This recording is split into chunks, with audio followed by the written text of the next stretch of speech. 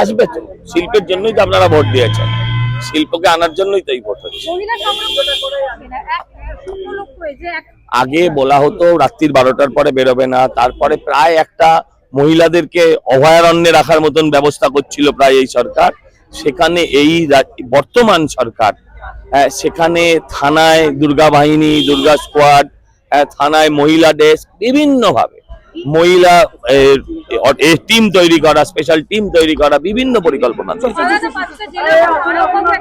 কলকাতাও জেলা, কলকাতাও একটা জেলা।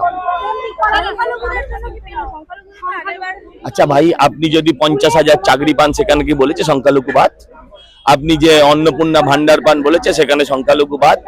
তাহলে শুধু সংখ্যালঘু সংখ্যালঘু করছেন কেন? বাংলার প্রত্যেকটা মানুষ পেল, বাংলার প্রত্যেকটা মানুষ পেল। বার্ধক্য ভাতা যে বাড়লো তাতে কি বলা হয়েছে সংখ্যালঘু বাদ? তাহলে সংখ্যালঘু এখানে বাদ দিন, ওখানে ঢোকান, আমি তার পক্ষে আছি। আপনি ধর্মনিরপেক্ষ রাষ্ট্র চাইবেন আর জায়গায় জায়গায় সংখ্যালঘু হয়ে যাবেন, দুটো নীতি এক হতে পারে। আপনি ধর্মনিরপেক্ষতা চাইলে সংখ্যালঘু শব্দটাকে বুঝতে হবে।